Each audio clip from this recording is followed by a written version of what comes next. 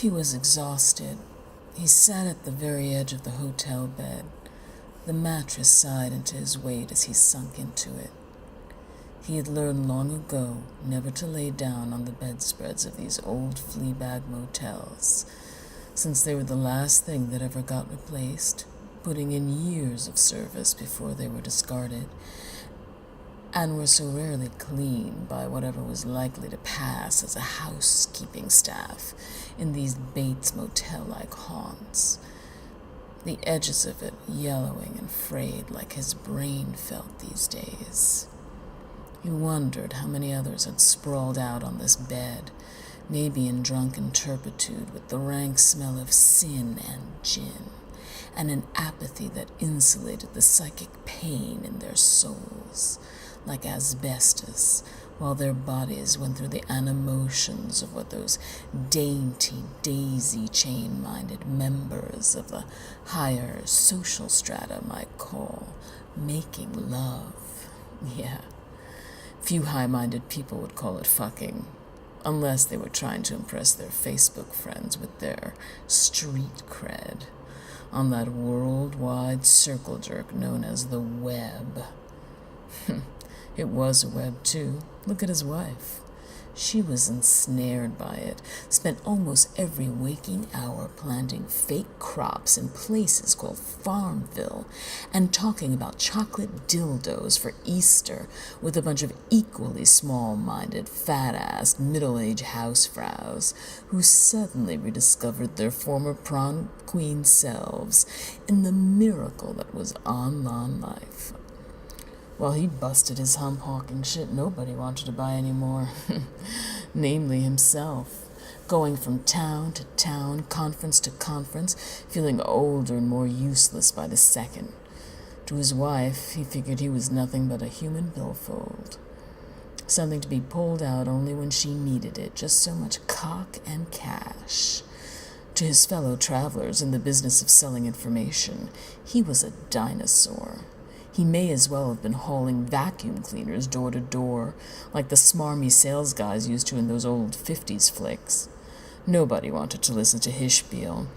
They were all too busy texting their latest Twitter-pated thoughts to listen to him when he did his due diligence. Visits.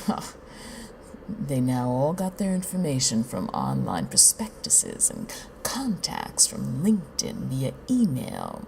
Maybe, if you were lucky, they'd include you in the generic communiques. A phone call would be like an act of God. Hell, if his cell phone ever rang, it would probably startle him into a coronary incident. The party that was his industry in the go-go days of the bull boom were long since over. Nobody wanted to meet with anyone anymore. Nobody needed to. Everybody used the same strategies, charts, vendors, through computer networks that cost nothing, and everyone was privy to the same useless information.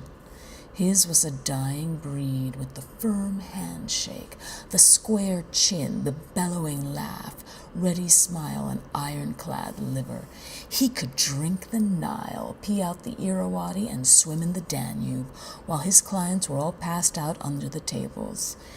These things were considered virtues, and many a deal was struck up on your ability to break 80 on a golf course, buy the guy a bottle of Dom, and provide him with a tasty hostess-style cupcake for the meat of the evening's entertainment. But now everybody stays in their rooms, surfs for porn, and saves their company the expense. Still, he was a traveling man, like that old Ricky Nelson song his mother played over and over in that beat-up old Magnavox record player, while she sat there in the dark smoking herself into shadows, just a gray haze of ether and sad madness. The song sent him on a freighter to paradise. Let's see.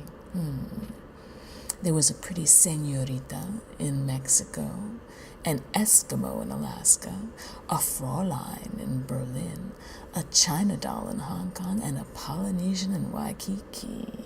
Yes, sir, a woman in every port, from Bangor to Brussels. Never really happened to him, but it sure was a pretty fantasy. Fuck it.